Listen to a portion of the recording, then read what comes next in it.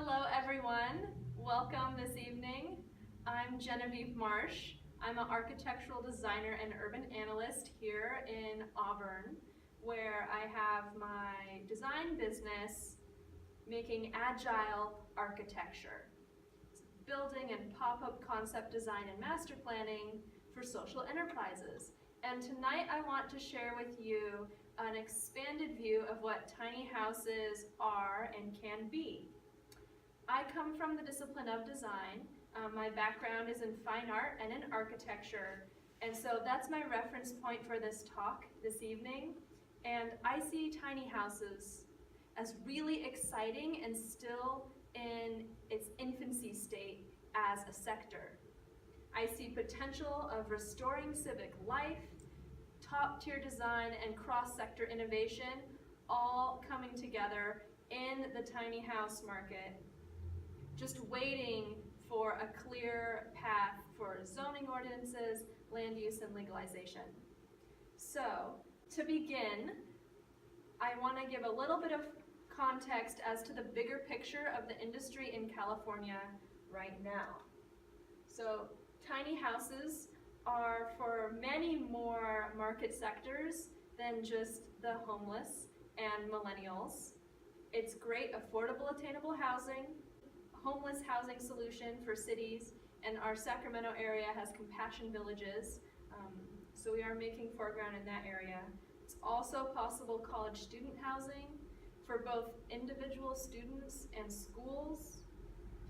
The aging population can use it to downsize, and also for adult children caregiving, traveling and medical professionals and military, corporate and temporary housing, and of course millennials, couples, singles, and young families. So overall, tiny houses can apply to a lot of different market segments, and the design of them is different for each. The providers right now are primarily modular home manufacturers that either partner with or are also trailer park owners. They are very well positioned to not only make the product but also provide it to people in a legal rental way. New tech and design firms are also busily engaged in the tiny house industry, using it as a proof of concept scale for larger technological applications. Universities use tiny houses as a means to engage many disciplines on campus into one applied sciences model. And they partner with industry sector leaders in order to advance the knowledge of product application and then also individual disciplines. Then the fourth provider currently in the tiny house sector are these designer contractor duo teams, and that's like what you see on HGTV and what you see at like tiny house festivals. So the main challenges that these providers face have to do with zoning, where tiny houses are legally allowed to be parked, buyer financing and insurance, and there are some companies and organizations being established to facilitate that portion. Market access is another challenge because they may be able to find the customers, but the customers may not be able to actually use what they want to buy. And then safety standards, because tiny houses are certified as RVs currently but are not actually RVs, there's a couple different safety standard organizations that are certifying tiny houses. So if you want to buy a tiny house or build a tiny house, these are your options. You can do it in the good old do-it-yourself way with the support of the tiny house community, online and in person. You can buy plans and material kits from hardware stores like 84 Lumber, or you can buy a prefabricated unit, which is made in a factory and standardized. You can also go the custom route or the customized route, and that's usually with designer contractor duo teams. There is a small resale market, and rent to own is up and coming. So now I want to talk about the really exciting stuff, how tiny houses can restore civic life, exemplify top-tier design, and cross-sector innovation. And this is particularly from a millennial perspective. And so for the purpose of this talk, millennials are people born between 1981 and 1996. And so this year they're aged 22 to 37. And that's what the Pew Research Center defines millennials as. So let's get to restoring civic life. As people increasingly interact with digital technology, their desire for meaningful, tangible experiences with people, place, and things increases. This is a 20-year-old trend that is still growing and is a foundational principle in product design, retail, and marketing. It's often called experience design, experiential retail, experiential marketing. Any of the things that these industries used to do, they now add experience to it to redefine the scope. Tiny houses deliver the real, tangible, and highly desirable experience in two major ways. So firstly, the experience of commissioning or building one's own tiny home is a highly sought after personal growth experience. Embarking on a tiny house project orients the individual to the community out of necessity. Getting out and about to problem solve project elements, gathering information, acquiring skills and materials leads the tiny house aspirer to work with a variety of people, discover a place, and cross social divisions. So as a result, the tiny home builder finds belonging in their local community. And if somebody is doing it DIY style, it usually takes them 1 to 2 years. So that's a pretty long time for a community immersion project. If someone is commissioning it done by somebody else, the process is more like several months, and it's mostly upfront research. To complement the local relationships and resources, the tiny house community online is very strong and shares resources and information about every aspect of the process. It is a candid, practical community that loves to help each other. As such, there's a lot of trust, and this attitude sets the tone for civic engagement. So not only are people learning about how to bolt their floor frame to the trailer frame and how to insulate property properly and what the best energy efficient appliances are, but they're also learning where they can legally park their tiny house. What are the political issues around tiny houses? How can they be an advocate for tiny houses and good community design, affordable housing, progressive urban design strategies that they maybe would not have otherwise engaged with if they weren't doing their tiny house project. So the second point as to how tiny houses provide this experience is that living in a tiny house is a pledge to engage with community. It roots one in place and civic life, and a house that is so small cannot do everything. The inhabitant must grocery shop more often, utilize the public library, library of things, co-working space, print shop, cafes, etc., simply because they don't have the space to store huge appliances and stuff, or the space to do big projects, or have big social events at home. Additionally, tiny houses on wheels encourage owners to share land, which brings a more communal perspective into our neighborhoods. In that kind of relationship, an established neighborhood member who owns their land, owns their house, ends up partnering with a tiny house owner and shares utilities, resources in most cases, and the tiny house person can park on the property. That is really cool because then you're having this, in most cases, intergenerational atmosphere, higher higher density living, and it ends up adding to the whole communal atmosphere of the neighborhood. So in order to achieve this kind of lifestyle effect, tiny homes must be allowed within city limits in order to make the most of civic life. And of course, there are a lot of fine detail things to solve in regards to how to make this kind of arrangement possible and smooth. But keeping a grasp on the big picture is really important, because this is the crux of what it is to live in a tiny house and why people like it.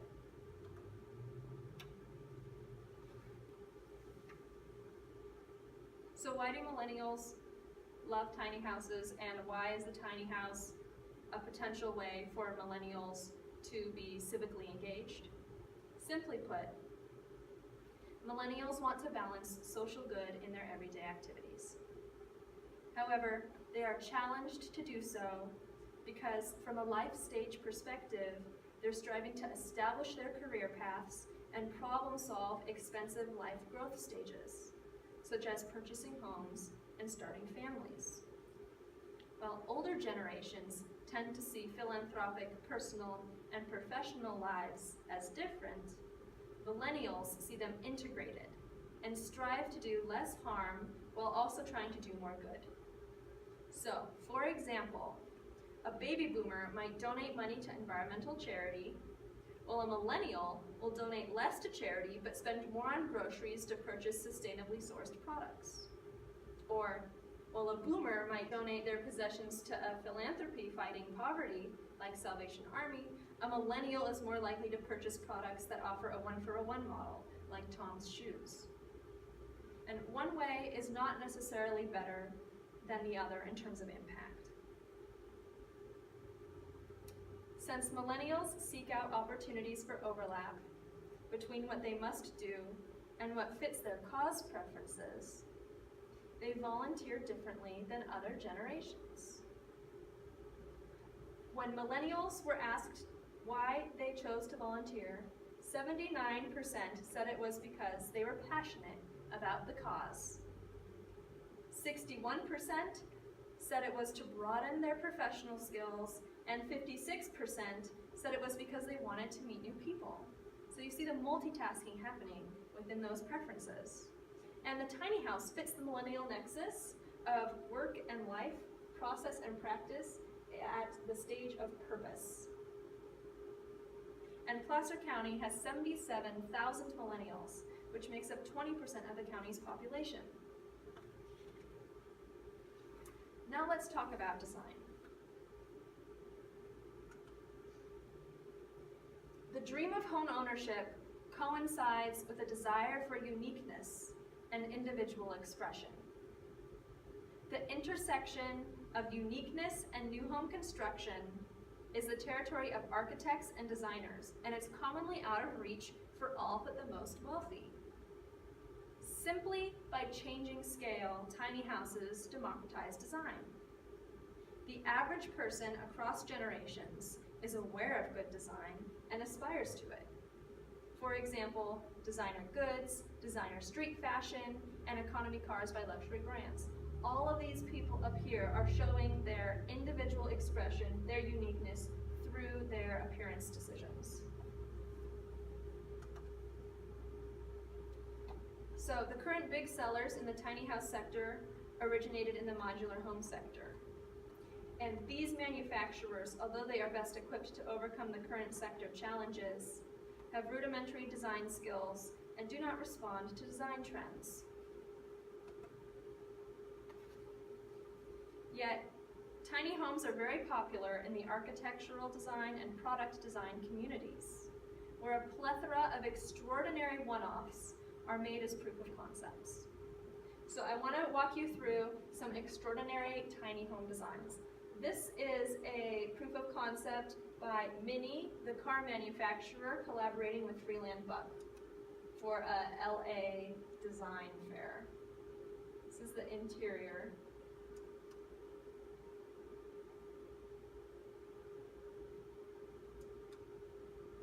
And it's on a rooftop. This one is by VIP Design, and they're a renowned product design practice, and use the tiny house as an opportunity to upscale the size of consideration that they apply to their product design process. It also fits all of their product suite within it. Notice the connection to nature.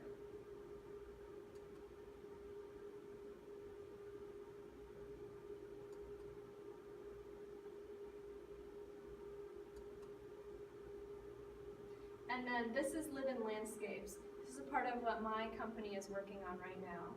And they're meant to integrate into our Placer County ecosystem and be an indoor-outdoor lifestyle experience so people feel like they live in the landscape.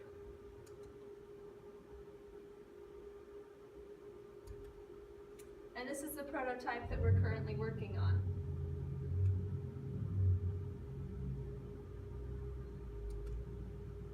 Bird's eye view.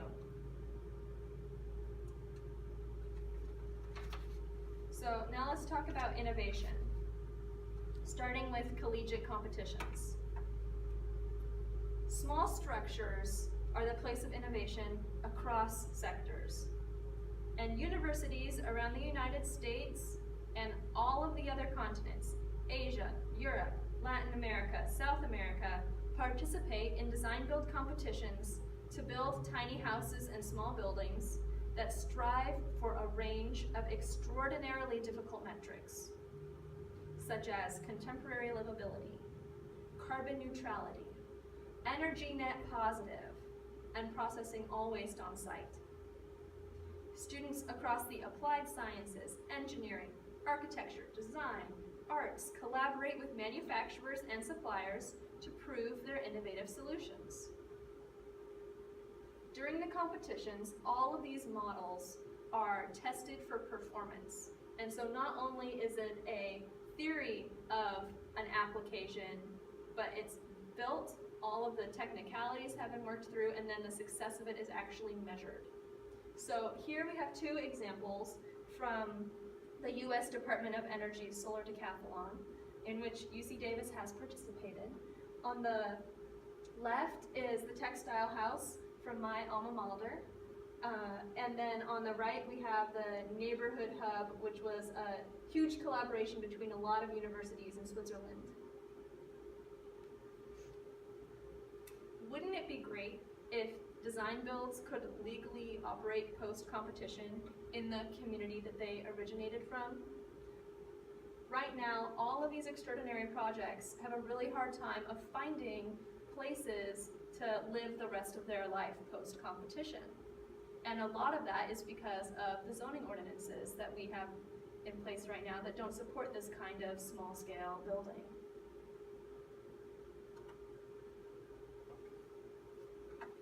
Outside of the university competition system, tiny houses are a way for companies in many sectors to produce proof of concepts for new technologies and approaches to design. After a raving PR tour with their super cool tiny house, the company scales a proof of concept to larger building typologies. In doing so, the new technology becomes too expensive for most people. So wouldn't it be great if people in our communities could buy the high-functioning, cutting-edge technology and design at the proof of concept scale and legally utilize it? I'm talking about different types of mechanical and electrical and material design. I'm talking about innovative structural systems and glazing systems and ways to interconnect the systems and manage waste. I mean, it's extraordinary what's happening even out of our local universities of Sac State and UC Davis and things. And so these are a few of the overarching organizations that end up attracting a lot of tiny houses in terms of proof of concept for what their mission goals are.